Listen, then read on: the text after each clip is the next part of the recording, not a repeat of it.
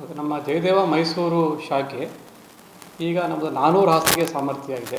ಅದರಲ್ಲಿ 100 bed ICCU ಇದೆ, ಮಿಕ್ಕಿದ್ದು ನಮ್ಮ ವಾರ್ಡ್ ಬೆಡ್ಸ್ಗಳಿದೆ. ಈಗಿನ ಪರಿಸ್ಥಿತಿನಲ್ಲಿ ಮೈಸೂರು ಜಯದೇವ ಮೈಸೂರು ಮತ್ತು ಸುತ್ತಮುತ್ತಲಿನ 5 ಜಿಲ್ಲೆಗಳಿಗೆ ಅದು ಕೇಟರ್ ಮಾಡ್ತಾ ಇದೆ. ಮತ್ತು ಬರ್ತಾ ಬರ್ತಾ ಹೃದಯ ರೋಗಿಗಳ ಸಂಖ್ಯೆ ಜಾಸ್ತಿ ಆಗ್ತಾ ಇದೆ. ಈಗಿನ ಪರಿಸ್ಥಿತಿಯಲ್ಲಿ ನಮ್ಮ 400 ಹಾಸಿಗೆನೂ ಈಗ ತುಂಬಿದೆ. ಪ್ರತಿದಿನ ICCUನಲ್ಲಿರೋ ಬೆಡ್ಗಳು ಸಾಲದೆ ನಾವು ಸ್ಟ್ರೆಚರ್ ಮೇಲೆ ಹಾಕ್ಕೊಂಡು ಪೇಷಂಟ್ಗಳಿಗೆ ನಾವು ಟ್ರೀಟ್ಮೆಂಟ್ ಕೊಡ್ತಾ ಇದ್ದೀವಿ. ಮತ್ತು ನಮ್ಮ ಹತ್ರ 4 ಕ್ಯಾತ್ ಲ್ಯಾಬ್ ಇದೆ.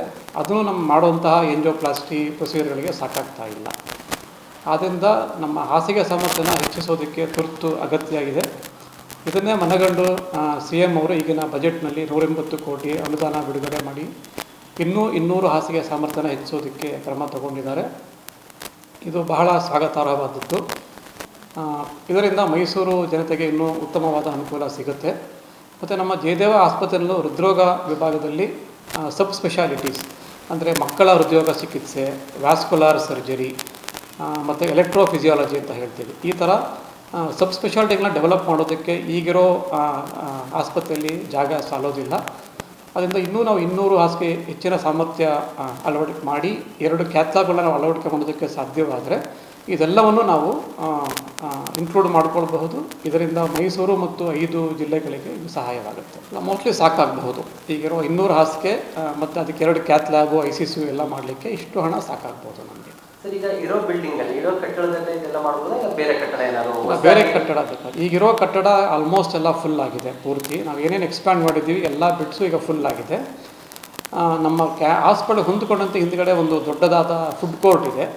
ಸೊ ಅದರ ಮೇಲೆ ನಾವು ಮಲ್ಟಿ ಸ್ಟೋರಿ ಬಿಲ್ಡಿಂಗ್ ಕಟ್ಟೋದಕ್ಕೆ ಅವಕಾಶ ಇದೆ. ಅದನ್ನು ಕಟ್ಟಿ ಅದನ್ನು ಮೇಯ್ನ್ ಬಿಲ್ಡಿಂಗಿಗೆ ಕನೆಕ್ಟ್ ಮಾಡೋದಕ್ಕೂ ಬ್ರಿಡ್ಜ್ ಮುಖಾಂತರ ಕನೆಕ್ಟ್ ಮಾಡೋದಕ್ಕೆ ಅವಕಾಶ ಇದೆ. ಸೊ ಅಲ್ಲಿ ನಾವು ಒಂದು ಇನ್ನೂ 180 ಹಾಸಿಗೆ ಇನ್ನೂ 200 ಹಾಸಿಗೆ ಸಾಮರ್ಥ್ಯವನ್ನು ಅಲ್ಲಿ ನಾವು ಇನ್ಕ್ಲೂಡ್ ಮಾಡಬಹುದು. ಇವತ್ತಿನ ದಿನದಲ್ಲಿ ಹೊರ ರೋಗಿಗಳು ನಮಗೆ ಆಲ್ಮೋಸ್ಟ್ ಒಂದು 800ರಿಂದ 900 ಜನ ಔಟ್ ಪೇಷಂಟಿಗೆ ಬರ್ತಾರೆ. ಹತ್ತತ್ರ ಒಂದು 100 ಜನ ಪೇಷಂಟ್ಸು ಕ್ಯಾಶುಯಾಲಿಟಿ ಎಮರ್ಜೆನ್ಸಿ ಚಿಕಿತ್ಸೆಗೆ ಬರ್ತಾರೆ. ಪ್ರತಿದಿನ ಒಂದು 60-70 ಜನ ಪೇಷಂಟು ಅಡ್ಮಿಟ್ ಆಗ್ತಾರೆ, ಅಷ್ಟೇ ಜನ ಡಿಸ್ಚಾರ್ಜ್ ಆಗ್ತಾರೆ. ಇಷ್ಟು ಟರ್ನ್ ಓವರ್ ನಮ್ಮದು 60-70 ಇದೆ. ದಿವಸ ಒಂದು 60-70 ಜನಕ್ಕೆ ನಾವು ಕ್ಯಾತ್ ಲ್ಯಾಬ್ನಲ್ಲಿ ಪ್ರಕ್ರಿಯೆಗಳನ್ನ ಮಾಡ್ತೀವಿ. ಎಂಜಿಯೋಗ್ರಾಮ್, ಎಂಜಿಯೋಪ್ಲಾಸ್ಟಿ, ಪೇಸ್ ಮೇಕರ್ಸ್ ಎಲ್ಲ ಮಾಡ್ತೀವಿ. ಒಂದು 4-5 ಜನಕ್ಕೆ ತೆರೆದ ಹೃದಯ ಶಸ್ತ್ರಚಿಕಿತ್ಸೆ ಆಗುತ್ತೆ. ಇದಿಷ್ಟು ಪ್ರತಿ ದಿವಸ ನಮ್ಮ ಹಾಸ್ಪಿಟಲ್ ನಡೀತಾ ಇದೆ. ಇನ್ನೂ ನಾವು ಒಂದು 200 ಹಾಸಿಗೆ ಸಾಮರ್ಥ್ಯ ಹೆಚ್ಚಿಸಿದ್ರೆ ಒಂದು 25% ಕೆಲಸವನ್ನು ಜಾಸ್ತಿ ಮಾಡಬಹುದು.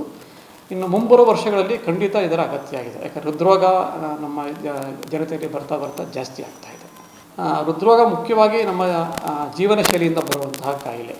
ಈಗ ನಮ್ಮದು ಜೀವನ ಶೈಲಿ ಯಾವಾಗ ಸರಿ ಇರೋದಿಲ್ಲ, ಸೆಡೆಂಟ್ರಿ ಲೈಫ್ ಸ್ಟೈಲು, ಸರಿಯಾದ ಆಹಾರ ಸೇವನೆ ಮಾಡದೇ ಇರೋದು, ಒತ್ತಡದಲ್ಲಿ ಜೀವನ ಮಾಡೋದು, ಸರಿಯಾಗಿ ನಿದ್ರೆ ಮಾಡದೇ ಇರೋದು, ಫಿಸಿಕಲ್ ಆ್ಯಕ್ಟಿವಿಟಿ ಕಮ್ಮಿ ಆಗೋದು, ಇದೆಲ್ಲ ಮುಖ್ಯ. ಮತ್ತು ಸ್ಮೋಕಿಂಗು, ಇದೆಲ್ಲ ಮುಖ್ಯವಾದ ಕಾರಣ ಕಾಯಿಲೆ ಬರೋದಕ್ಕೆ. ಇದರಿಂದ ನಮಗೇನಾಗುತ್ತೆ, ಫಸ್ಟ್ ಸ್ಟೇಜ್ನಲ್ಲಿ ಶುಗರು, BP, ಕೊಲೆಸ್ಟ್ರಾಲ್, ಒಬಿಸಿಟಿ ಇದು ಬರುತ್ತೆ.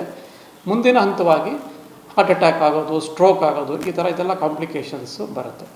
ಸೊ ಇದನ್ನು ತಡೆಗಟ್ಟಬೇಕಾದ್ರೆ ನಮ್ಮ ಜೀವನ ಶೈಲಿಯಲ್ಲಿ ನಾವು ಬದಲಾವಣೆ ಮಾಡಿಕೊಳ್ಬೇಕು. ನಾವು ಖಂಡಿತ ಸಾಕಾಗ್ಬೋದು. ಇದರ ಲೆಕ್ಕ ಹಾಕಿಯೇ ಕೇಳಿರ್ತಾರೆ.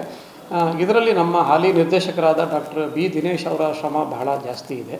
ಯಾಕಂದರೆ ಅವರು ಡೈರೆಕ್ಟ್ರಾಗಿ ಅಧಿಕಾರ, ಯಾಕಂದರೆ ಅವರು ಮೈಸೂರವರೇ, ಅವರು ಅಧಿಕಾರ ವಹಿಸ್ಕೊಂಡು ಕೂಡಲೇ ಅವರಿಗೆ ಇದನ್ನು ಮನಗಂಡು ಅವರು CM ಸಾಹೇಬರ ಗಮನಕ್ಕೆ ಇದನ್ನು ತಗೊಂಡು ಬಂದು ಇದನ್ನು ಬಿಡುಗಡೆ ಆಗೋದಕ್ಕೆ, ಇದನ್ನು ರಿಲೀಸ್ ಅನೌನ್ಸ್ ಮಾಡೋದಕ್ಕೆ ಬಹಳ ಮುಖ್ಯ ಕಾರಣ ಮತ್ತು ಶ್ರಮ ಡಾಕ್ಟರ್ B. ದಿನೇಶ್ ಅವರದ್ದು. ಮತ್ತು ನಮಗೆ ಈ ಥರ ಅನುದಾನ ಬಿಡುಗಡೆ ಮಾಡೋದಕ್ಕೆ ನಮ್ಮ ಜಯದೇವ ಆಸ್ಪತ್ರೆ ಪರವಾಗಿ ಮತ್ತು ಮೈಸೂರು ಮತ್ತು ಸುತ್ತಮುತ್ತಲಿನ ಜನತೆಯ ಪರವಾಗಿ ನಾನು ನಮ್ಮ ಮಾನ್ಯ ಮುಖ್ಯಮಂತ್ರಿಗಳಿಗೆ ಧನ್ಯವಾದಗಳನ್ನು ಅರ್ಪಿಸ್ತೀನಿ.